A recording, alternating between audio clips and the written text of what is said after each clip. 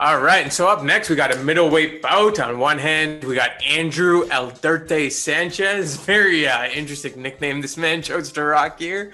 And he's taking on Makhmud Muradov. So this was going to be a good one. You know, Sanchez, he comes in at 32 years old. He's sporting that 12-5 record. He's actually been in the UFC since 2016 after winning his tough finale against Khalil Roundtree, who we'll see later on the card today. But he has gone 4-3 in the UFC. He lost to Marvin Vettori late in 2019, which we've seen his rise since then. And, you know, Andrew was able to bounce back in 2020 with a win against Wellington Turman. On the flip side, we got Makhmud here, who rocks that 24-6 record. You know, 2020 was the year of cancellations for this man. I'm pretty sure he had 4 or 5 fights canceled. We were supposed to see him against Antonio Carlos Jr., who's on this card as well. Carl Robertson, our boy Kevin Holland.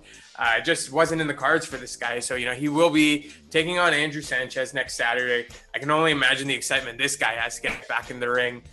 You know, he's gone 2-0 in the UFC since he's entered the league. So he does have wins against Trevor Smith and Alessio Di Chirico, who we saw this past weekend put on quite the display against Joaquin Buckley. This is going to be a good one, man. Yeah, so, I mean, there's a couple things that are, like, huge flags. I mean, this fight, we'll get into that. But, I mean, this is your classic case of wrestler versus striker, in my opinion, at least in terms of, like, strengths. I think Muradov is someone, like you said, anticipation is a big thing in MMA, right? Like, when you don't get to see someone, like, you know, who's not crossing their fingers right now that, you know, young blood Nurmagomedov doesn't, like, you know, fall out of that fight for some unknown reason. Like, we got to make sure that he gets there safely. Like, we got to put him in a bubble boy suit or whatever it is. Just, like, get him there. Like, I'm good with it. With this fight, I mean, here's the thing. I like the grappling from both sides, but everyone knows that Andrew Sanchez is the wrestler. You know what I mean? He really does chase that. I think he does love to strike, but that's the big thing about him, right? Like, he's one of those guys that's still entertained. His fights are exciting. He's making a big comeback. But unfortunately, you named some guys that, you know, are big red flags, right? Anthony Smith, Marvin Vettori. These are all really, really good strikers for the middleweight division, right? Let's go even further back in his career. You got guys like Kevin Casey, Dustin Jacoby. These are all strikers. Like, these are basically kickboxers that are really, really good in the MMA game, right? So that's a big red flag, right? When you look at Muradov's skills and you look at this is the big thing I wanted to point out here. Look at the names that you named that Muradov was supposed to fight. We got Antonio Carlos Jr., Carl Robertson, Christoph Jotko, Kevin Holland. Yo, I'm not gonna lie, man. These are all ranked. Jotko these are all ranked fighters to me, and Antonio Carlos Jr. is a tough winner. So for me, not that Andrew Sanchez isn't, like, not part of that group, but I just think, like, if you look at the quality of fighter right now that he was supposed to fight all those times, I'm sorry to say, like, this is I'm not trying to downplay Sanchez because I'm actually a big fan. It's one of those things where I just think that for a comeback fight, there's a huge difference in anticipation and comeback, right? So I think, like, you got Sanchez in the comeback fight and you got Muradov in that, you know, highly anticipated type of fight. And right now, I mean, I gotta say, I'm leaning with the anticipation. Yeah, I mean, let's dive right into the line here. Let's see if we can get you a bell right here. Who do you see as the favorite and by how much?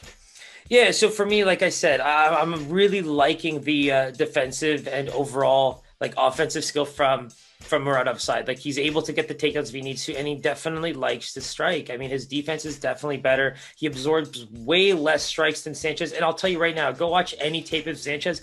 The man likes to do things that are fun for us, but not so smart for him, you know?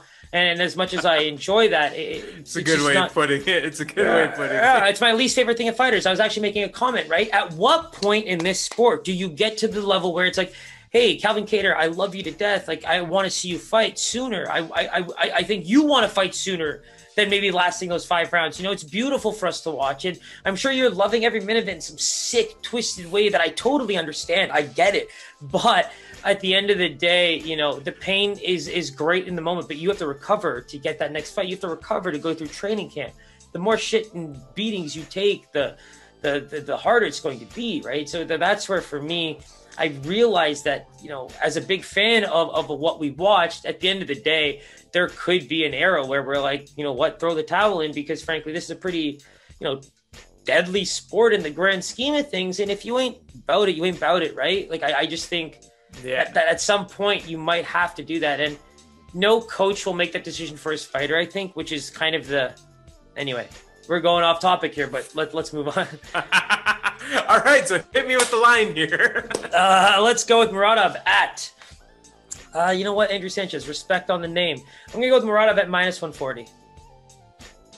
Oh, baby, give me that bell, yo. Give me that bell. Let's go, yo. For some reason, I thought you were going to hit me with a sky-high number on Muradov, so that was right on point. He's a -135 opener. When I look live, he's even creeping closer to Siraj at a -138. You know, so I like how he put that. That's like, start quoting that line. That's a great line, my boy. Man, so do you see value here? I mean, you know me, right? Anything under a -150, I'll take straight up if I can. Yeah, 100%. I kind of agree with you in this case, right? Like I said, for me, Muradov, again, I think the lack of activity is a big issue, but these are pretty solid names, man. I really think like these are the guys that you want to be fighting, you know, heading into your UFC event. The big problem is like it's not the opponent kind of backing out of fights, right? So in terms of just overall commitment to the game and things like that, there's reasons to kind of just, you know, what's funny, man, is even looking at the last card and just lines alone, there's a lot of things that were skeptical for me. Max Holloway at -188 was always just such a sick and twisted, and we just saw him perform at a -600. It was just a beautiful thing. Yes. But it was beautiful. I can't stop thinking about it. My fucking God. Anyway, it's hard to get it out of my brain. I really, it's constantly playing.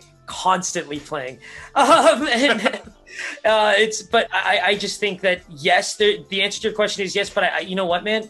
In the MMA, you know, I guess diehard, Andrew Sanchez is an absolute tank, man. Like he loves the fight. You know what I'm saying? Like in the third round, if Muradov, a guy who, you know, seems to withdraw from fights and hasn't fought in over a year, wants to get into a brawl with a guy who seems to just kind of want to take a beating for a really long time for no goddamn reason. I mean, yeah, like this is maybe something he can sneak in. I just think that if the power comes into play, things like that, if let's be honest here, if Sanchez isn't smart early on, I think some punches can land. All right, so stay tuned for that one. We'll probably be posting something a little closer to Saturday for that. Yes, sir. Yes, sir. Yes, sir. So that was an absolute treat. That wraps up UFC 257. Enjoy the card this weekend, guys. It's going to be a real treat. If you haven't already, hit that subscribe, hit that bell button. Make sure you give us a follow on Instagram, Twitter. All our information is below. And yeah, it's going to be a good one. Anything else you want to touch on, Siraj? Happy birthday to the GOAT. Peace. Later, guys.